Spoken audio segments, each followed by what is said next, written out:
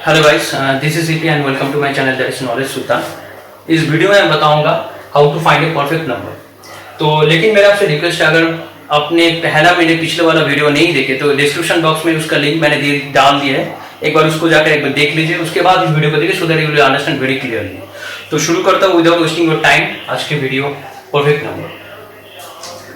तो पहले जान लेते हैं what is a perfect number. Perfect number माना कि कोई नंबर है 6, अब उसके फैक्टर कितने सारे हैं? एक है उसका फैक्टर, 2 है उसका फैक्टर, या उसको कहते हैं डिविजन, 3 है उसका फैक्टर, 6 है उसका फैक्टर। लेकिन हम लोग जानते हैं कि कोई नंबर अपने आप का एक फैक्टर है, ठीक है। तो फिर इस 6 को अगर डिलीट करके या एक्सक्लूड करके जितने सारे फैक्टर रिमेनिंग है उस सारे फैक्टर को ऐड करके, ठीक है, 1 मतलब 1 + 2 + 3 कितने सारे फैक्टर को ऐड करके जो रिजल्ट निकलेगा विच इज 6, अगर वो रिजल्ट वो नंबर के बराबर है तब उस नंबर को मैं कहूंगा परफेक्ट नंबर, ठीक है। और एग्जांपल ले लेते हैं 4।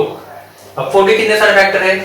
1 2 4, लेकिन कहा कि जो नंबर इटसेल्फ है उस फैक्टर को छोड़कर कितने सारे फैक्टर है मेरे पास?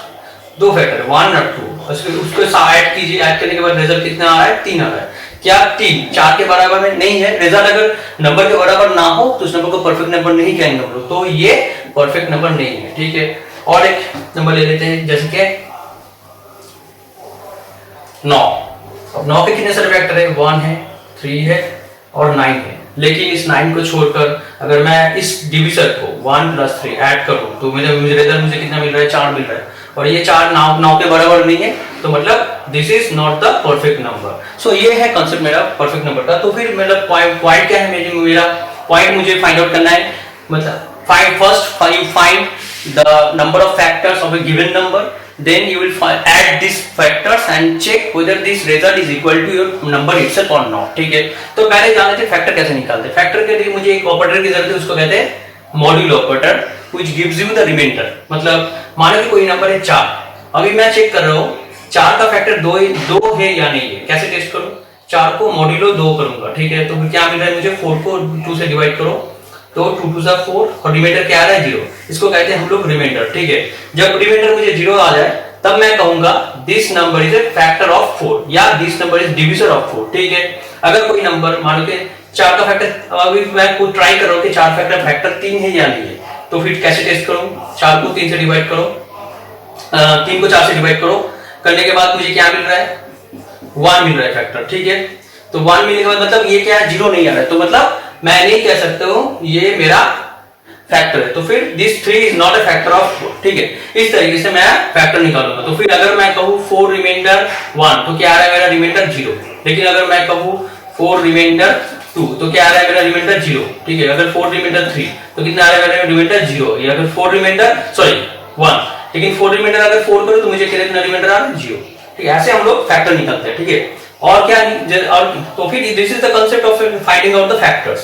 लेकिन इस नंबर फैक्टर, लेकिन मुझे कहा गया कि परफेक्ट नंबर फाइंड आउट करना। तो परफेक्ट नंबर का लॉजिक क्या है?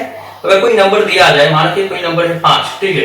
अब उसको हमेशा तुम पहले 1 से डिवाइड करो, पहले फैक्टर को निकालो, कितने सारे फैक्टर है 5 के अंदर, ठीक है। पहले 1 से मॉड्यूलो करो, फिर 2 से मॉड्यूलो करो, फिर 3 से मॉड्यूलो करो, फिर 4 से मॉड्यूलो करो, फिर 5 को 5 से मॉड्यूलो करो, ठीक है। देखो 5 मॉड्यूलो 1 करोगे, रिमाइंडर कितना आएगा? 0। तो फिर मैं कहूंगा 1 इज 5 फैक्टर ऑफ 5, ठीक है। अगर 5 को अगर 2 से डिवाइड करोगे तो कितना मिलेगा? रिमाइंडर 1 मिल रहा है। तो फिर मैं कहूंगा 2 मेरा रिमाइंडर नहीं है, तो sorry 2 is not a factor of 5। लेकिन अगर 5 को तुम 3 से मॉड्यूलो करोगे तो कितना मिलेगा तुम्हें? ठीक है, मिलेगा तुम्हें 2, which is not equal to 0। अगर रिमाइंडर 0 है तो भी तुम कह सकते हो that number is a divisor of 5। लेकिन ये नहीं आ रहा है तो मतलब ये भी मेरा फैक्टर नहीं है। 5 को अगर 4 से मॉड्यूलो करोगे तो क्या मिलेगा तुम्हें? रिमाइंडर 0 नहीं आ रहा है, तो फिर ये भी मेरा फैक्टर नहीं है। लेकिन 5 को अगर तुम 5 से मॉड्यूलो करोगे तो रिमाइंडर तुम्हें 0 मिल रहा है, मतलब that means this is a factor. So कितने सारे फैक्टर है इसमें? 1 मेरा फैक्टर है, 5 मेरा फैक्टर है, ठीक है। इस तरीके से हम लोग फैक्टर को निकालते हैं। तो फिर मोरल ऑफ द स्टोरी क्या है मेरा? अगर कोई नंबर दिया जाए मान लो कि 6 और तुम्हें इसका फैक्टर निकालना है, तुम शुरू कहां से करोगे? 1 से शुरू करोगे। एक शुरू करने के बाद 2 से टेस्ट करोगे, क्या 2 मेरा फैक्टर है, क्या 3 वो फैक्टर है, क्या 4 वो फैक्टर है, क्या 5 फैक्टर है या 6 फैक्टर है, ठीक है। लेकिन मैंने कहा कि परफेक्ट नंबर के लिए वो जो मतलब नंबर इटसेल्फ है उसको छोड़कर, वो फैक्टर वाले उस फैक्टर को छोड़कर तुम्हें 1 से अप टू 5 तक टेस्ट करते करते जाना है, मुझे कितने सारे फैक्टर मुझे मिल रहा है, ठीक है। तो फिर जो जितने सारे फैक्टर है उसको ऐड करने के बाद मुझे चेक करना होगा वो सम क्या नंबर से बराबर आ रहा है नहीं आ रहा है, ठीक है। तो फिर अगर कोई नंबर दिया जाए 7, तो मुझे कितने तक टेस्ट करना होगा? शुरुआत मुझे करना है 1 से अप टू 6 तक मुझे टेस्ट करते करते जाना है कि कितने सारे फैक्टर साथ में मौजूद है, ठीक है।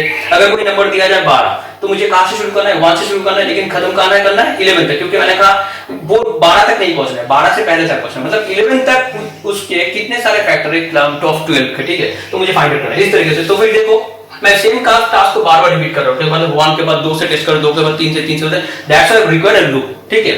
तो ये तो कंसेप्ट है हमारा परफेक्ट नंबर के लॉजिक। अब इसको कोड में कैसे लिखेंगे?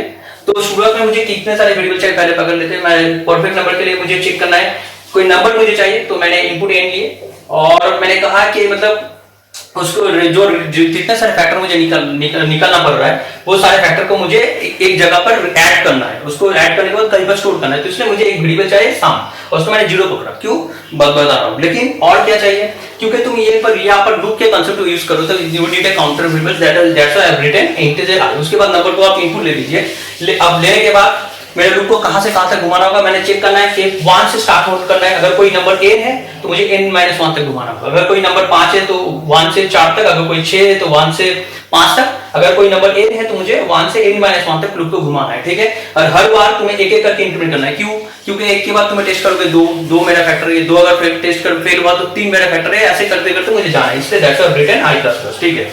तो फिर शुरू करता हूं प्रोग्राम। i मतलब 1, अभी कोई नंबर यूजर ने डाला, सपोज कि यूजर ने डाला n = 4, ठीक है। और इनिशियली सम का वैल्यू मेरा 0 है और i मैं स्टार्ट कर रहा हूं 1 से शुरुआत की है 1, and this 1 is i is less than equals to n-1, मतलब मुझे क्या वो लेस देन इक्वल्स टू 3 है। अगर 3 हुआ तो मैं इस लूप बॉडी के अंदर जाऊंगा, जाने के बाद मुझे टेस्ट करना है क्या वो i इस n का फैक्टर है या नहीं है। कैसे निकालूंगा? मैंने पहले ही कहा था कि n मॉड्यूलो i करने के बाद तुम चेक करो, देखो इसको कहते हैं logical equal, double equal to मैंने डाला है, not single equal to, this is your double equal to, ठीक है।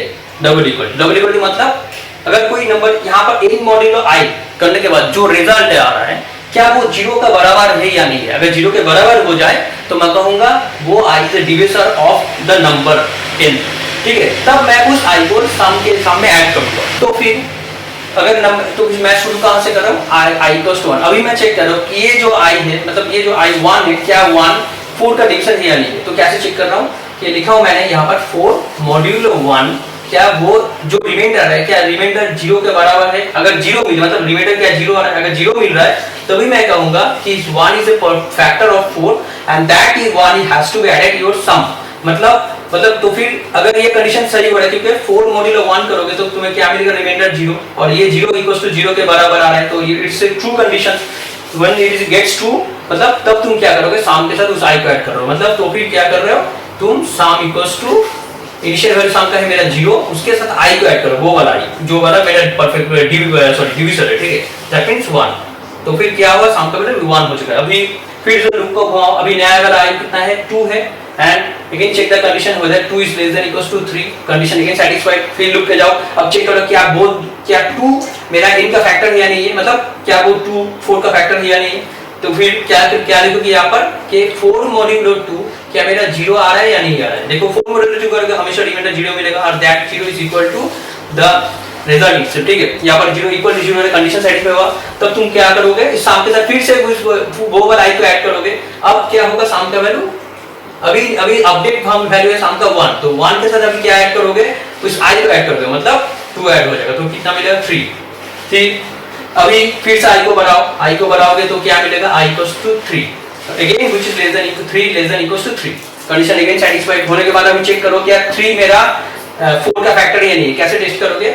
4 मॉड्यूलो 3, अब 4 मॉड्यूलो 3 = 0 हो रहा है या नहीं हो रहा है। देखो 4 मॉड्यूलो 3 करोगे तो रिमाइंडर क्या मिलता है? 1, एंड 1 = 0 और नॉट। लेकिन ये कंडीशन फेल हो गया, ठीक है, 1 कभी 0 के बराबर नहीं है, तब तुम इस सम को अपडेट नहीं करोगे, मतलब इस वो वाले i को, मतलब ये 3 is not added to this sum, तो फिर सम का जो प्रीवियस है वो ही रहेगा, ठीक है। अभी उसके बाद फिर से i को बढ़ाओ, अभी i को बढ़ाओगे कितना मिल रहा है? i = 4। जब i = 4 मिल जाए, देखो अब चेक करो कि whether 4 is less than equals to 3 और नॉट। लेकिन यहाँ पर कंडीशन फेल हो रहा है, क्योंकि 4 क्योंकि तीन से छोटा मतलब छोटा नहीं है तो कंडीशन फेल होने के बाद तुम इस लूप के बाहर निकल जाओगे। अब लूप के बाहर निकलने के बाद देखो मुझे इस वाले कंडीशन लूप के बाहर निकलना पड़ रहा है। क्यों? मुझे पहले पूरा साम निकलना पड़ रहा है लूप के अंदर, उसके बाद मुझे चेक करना हो रहा है कि वो जो रिजल्ट निकला है वो क्या नंबर क्या इक्वल है या नहीं है। ठीक है, अभी देखो मेरे साम का वैल्यू कितना है, 3 आया। ठीक है, अब मैं चेक कर रहा हूँ क्या 3 इक्वल्स टू n कितना है मेरा 4, 3 इक्वल्स टू 4 है या नहीं है। मैं इक्वल टू मतलब इक्वालिटी चेक कर रहे हो क्या वो ट्रू है या फॉल्स है। तो फिर 3 इक्वल्स टू 4 नहीं, ये कंडीशन फॉल्स हो गया, तब तुम क्या करोगे, ये परफेक्ट नंबर नहीं है। ठीक है, तो इस तरीके से हम लोग इस लॉजिक को बना सकते हैं to find out whether number is perfect और नॉट। सो और भी मैं वीडियो सारे बनाऊंगा, लेकिन मेरा आपसे रिक्वेस्ट है, आप अगर मेरा वीडियो अच्छा लगे तो मेरे चैनल को जरूर सब्सक्राइब कीजिए, लाइक कीजिए, शेयर कीजिए। Thank you very much.